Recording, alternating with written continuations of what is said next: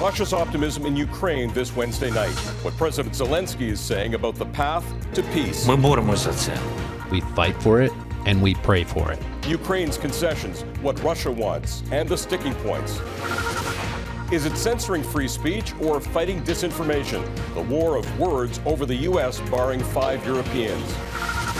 Yukon, frozen. Below -40, it was really hard. As California marks a soggy Christmas, the storm system heading to Canada.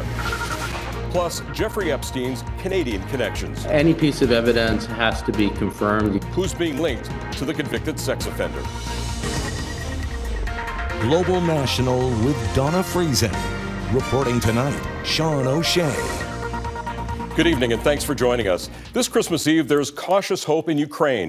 Talk of a framework that could eventually help end Russia's nearly 4-year war.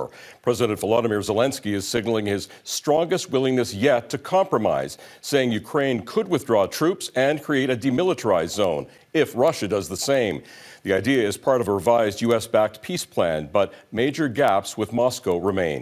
Mackenzie Gray has our top story. Through the smiles and the songs, there's only one Christmas gift these 55 Ukrainian foster families want. That the war will end, said 8-year-old Alexandra and 7-year-old Victoria. A gift that's looking possible in 2026, with Ukrainian President Volodymyr Zelenskyy saying a deal to end the war is close to being finalized. This is a document referred to as a framework, a foundational document on ending the war, a political document between us, America, Europe, and the Russians, Zelenskyy told journalists on Tuesday.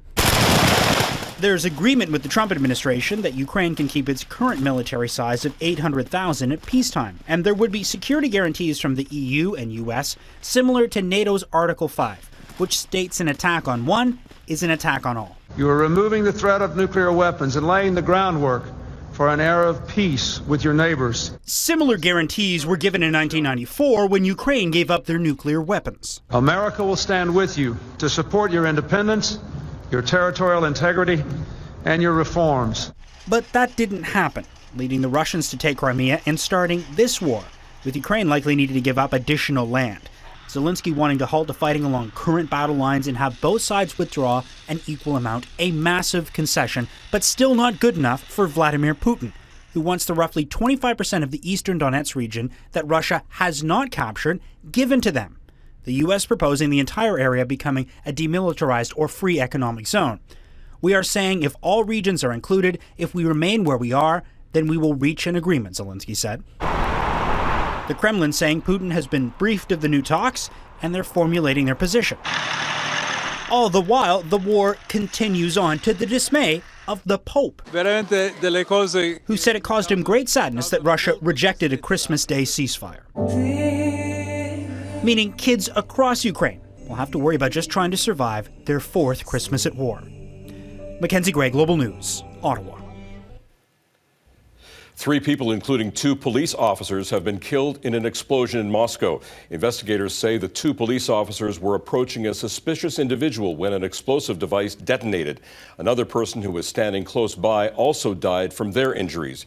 Ukrainian military intelligence claims the attack was an agency operation, which targeted the officers because of their involvement in abusing prisoners of war. Russia has not confirmed the allegations. The blast happened near where a senior Russian general was killed by a car bomb on Monday. Pope Leo delivered a message of peace to his first Christmas Eve Mass. Nel nome del Padre, e del Figlio, e dello Spirito Santo. Amen. The first American pope made a surprise appearance outside St. Peter's Basilica today, blessing the hundreds who lined up but weren't able to get inside for his first midnight Mass as pontiff. In his Christmas message, Pope Leo also highlighted fragile situations in Gaza and encouraged reflection on the value of human life during the holiday season. In Bethlehem, revered by Christians as the birthplace of Jesus, thousands of Palestinians and tourists filled Manger Square. Celebrations there had been canceled over the past 2 years while war raged in Gaza. Tourism has suffered, but with a ceasefire in place, locals are hoping for better days ahead. The European Union is warning it could take action after the United States imposed travel bans on 5 Europeans it accuses of pushing a campaign of censorship against Americans. Brussels says the move is unjustified and undermines shared democratic values. Washington argues the bans are about protecting free speech. Candice Cole reports on the growing transatlantic clash. French President Emmanuel Macron is blasting the Trump administration after 5 Europeans whose work focuses on countering the spread of disinformation were hit with visa restrictions Tuesday. In a statement, U.S. Secretary of State Marco Rubio accused them of coercing American social media platforms into censoring viewpoints they disagree with, calling them, quote, radical activists. Macron saying Wednesday the move amounts to intimidation and coercion aimed at undermining European digital sovereignty.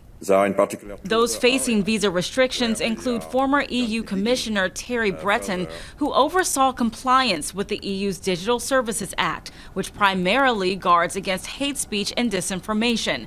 Others include Britain's Imran Ahmed, head of the Center for Countering Digital Hate, and Claire Melford, CEO of the Global Disinformation Index. These targeted visa bans come just after the Trump administration published its national security strategy last month, in it accusing EU leaders of suppressing political opposition and censoring free speech, risking, quote, civilizational erasure. Firing back on X, Breton likened the visa ban to a McCarthyist witch hunt, with a reminder that 27 EU member states unanimously voted in favor of the Digital Services Act. This is the latest move in President Trump's sweeping immigration crackdown. Earlier this month, the Department of Homeland Security proposed a new rule requiring some travelers to disclose 5 years of social media history before being granted entry into the U.S. Trump has also paused asylum applications following the shooting of 2 National Guardsmen by an Afghan national. The State Department now says it's prepared to broaden Tuesday's visa ban if other foreign actors fail to change course. Candice Cole, Global News, Washington. North America's west coast is being hit by a sharp weather contrast this Christmas Eve. A powerful storm system is dumping heavy rain and triggering flooding in California, while extreme cold in Yukon is putting pressure on the territory's power grid. From travel to evacuations, Neetu Garcha reports on the impact extreme weather is having across the West. You okay? What happened? I just got stuck. Officials are urging holiday travelers to avoid the roads on Christmas Eve and Christmas Day as a powerful winter storm slams into Southern California, bringing mudslides and evacuations to areas like this just northeast of LA, with impassable conditions on the highway to the mountain resort town of Wrightwood in San Bernardino County, as well as heavy winds causing power outages and flight cancellations. And flash flooding, leaving drivers stranded. I was gonna go help my wife out right now, and on the 5 freeway, she had something stuck on her car, and we thought we were gonna get a detour through here, and we ended up getting stuck. In Altadena, still scarred from deadly wildfires earlier this year, officials are going door to door urging residents to leave. This year, it's probably the second or third time that I've had to leave evacuation orders for the residents. Sometimes it's the same faces. Conditions shift dramatically, moving north into Canada. Like minus 40. Right now it's minus 37. It's a little bit warming up. So we are happy the cars are running. In Yukon, extreme cold is putting added strain on the territory's power grid. Officials are warning residents to prepare for potential outages. The federal government says there is no formal request for emergency assistance, but it's closely monitoring the situation. Almost everyone keeps the emergency kits at home, so people are prepared. Farther south in Alberta, heavy snow is creating dangerous travel conditions and prompting controlled avalanche operations by Parks Canada. And in BC, snowfall warnings are in effect for key highways. Drivers are being urged to avoid unnecessary travel there, like in California, as more extreme holiday weather forecasted overnight across the West could quickly turn dangerous. Neetu Garcha, Global News, Vancouver. A Toronto hotel is spreading some holiday cheer for hundreds of people who've been out of their homes for nearly a month because of a fire. The Toronto Don Valley Hotel hosted a buffet lunch for residents of 2 Thorncliffe Park buildings. The displaced residents say it's given them a chance to celebrate the holidays with a new family. I feel like I've gotten a lot closer to my neighbors. I've learned a lot of their names and faces. Good food and lots of people we just met and, congregating with that you would never meet in a setting of apartment or condo building. The Thorncliffe fire began on November 27th and took more than 2 weeks to put out because the blaze was burning within the wall between the two buildings. There's no timeline for when residents can return home. Something remarkable happened with housing prices across Canada this year. They dropped or stabilized in many markets. That means affordability was slightly better than in the 1990s. Canada's biggest real estate firms expect prices to tick higher, but analysts say the market may remain muted next year. Anne Gaviola explains. If the 2025 residential real estate market was a race, this would be the year that many runners chose to sit out. Call it a pandemic hangover. Trump's tariffs and trade uncertainty took a big toll on certain regions and industries: steel, aluminum, lumber, and automotive. Job loss and the fear of unemployment kept many on the sidelines. The year started with great kind of anticipation and great expectation. And then all of a sudden, we hit a brick wall. The real estate market across the country, with a few exceptions, stalled. And prices in Canada's rental market have come down this year, though affordability is still a challenge. Even though rents have been easing somewhat, the affordability of those rates still, has not kept pace with salary and wage growth. And rent prices may decline even further in 2026. 2026 rent inflation, we think, is going to keep slowing through mid-26. We could even see a little bit of deflation. With renting suddenly more attractive, first-time home buyers are taking more time to get into the housing market. We might have seen that first-time buyers are now, this is anecdotally, maybe 5 years older than they had been in the past. You're looking probably in the low to mid-30 range now for first-time buyers. Despite this, if we go back to that race analogy, the head of Canada's largest real estate firms expect to see more runners lacing up next year. And that will turn 2026 into the recovery year that we expected in 2025, but didn't get when we experienced another Donald Trump White House. But not everyone sold on that idea. I think the majority of individuals will still be standing on the sidelines. With about 1 million mortgages up for renewal next year at much higher rates than those pandemic-era lows, experts recommend doing your homework now. I think it's more important than ever for Canadians to start early with their research. Most people, unfortunately, are procrastinators and they will shop around last minute. Anne Gaviola, Global News, Toronto. Fresh revelations from the Jeffrey Epstein files. Coming up, a convicted sex offender's ties to Canadians.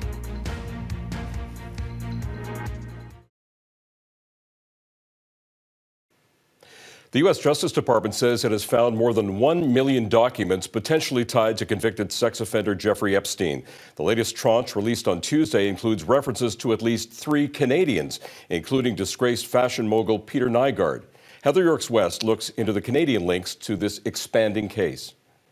2 years after Canadian Peter Nygard was convicted on 4 counts of sexual assault, the former fashion mogul is making headlines again, named in documents released by American officials as it discloses more files related to Jeffrey Epstein. Peter Nygard's name appeared in an April 2020 letter sent by the Department of Justice to authorities in the UK seeking to interview the man previously known as Prince Andrew. The letter reads in part, "The investigation has revealed that on at least one occasion, Prince Andrew traveled to Nygard Key in the Bahamas, a location where Nygard is believed to have trafficked minor and adult female victims." I've counseled over around 50 survivors of Peter Nygard in the last 5 years, and some of them had certainly mentioned seeing the former Prince Andrew at Nygard Key in the Bahamas.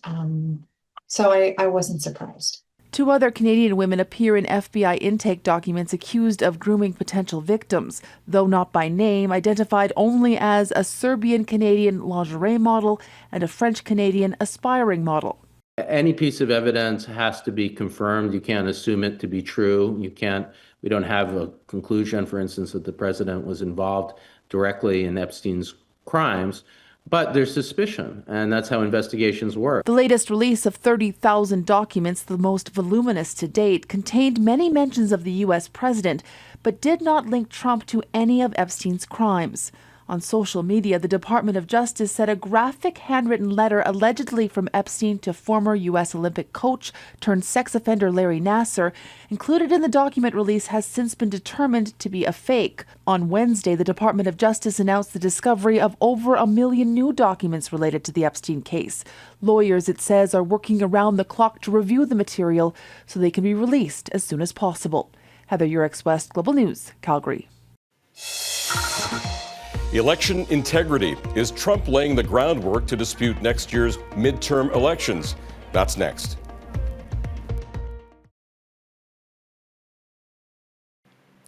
The U.S. president's popularity may be slumping in the polls, but analysts say he may have a Trump card up his sleeve for next year's midterm elections. State and local officials are bracing for the possibility of changes to the election process, including how ballots are cast.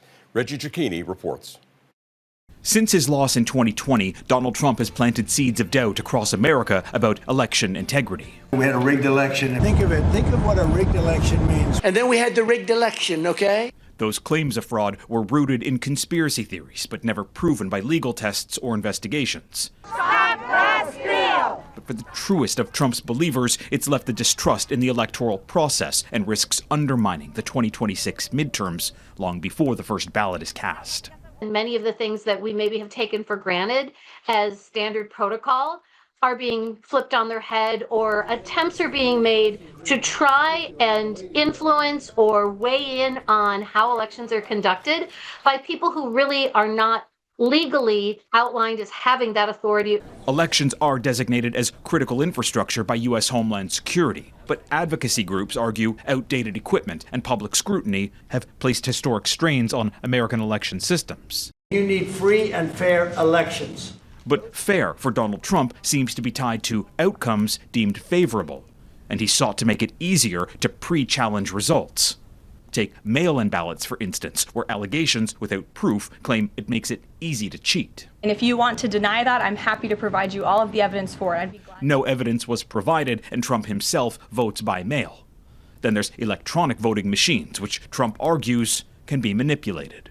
If I win, it was a fair election. If you win, it was fraud. Presidents aren't supposed to play a role in how elections are conducted. It's up to the states, who now navigate volatile environments and threats from some Americans taking a new interest in election security. They're showing interest with a motivation to try and sow chaos, to create an environment of uncertainty.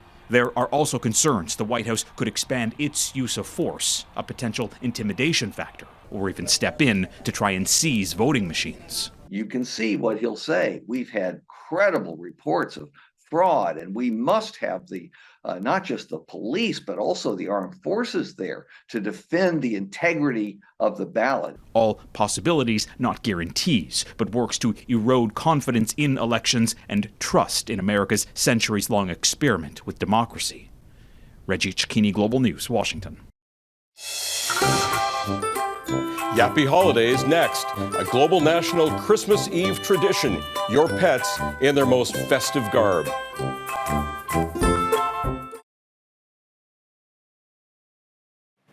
That is Global National for this Wednesday night. I'm Sean O'Shea. All right, no more waiting because you've waited all year for it. Here's our annual montage of your pets decked out for the holidays. We received hundreds of submissions. Thank you to everyone who sent a photo. Unfortunately, we can't show them all. But hey, better luck next year. Thank you for watching. From all of us here at Global News, Merry Christmas, and we'll see you back here tomorrow. Enjoy your night.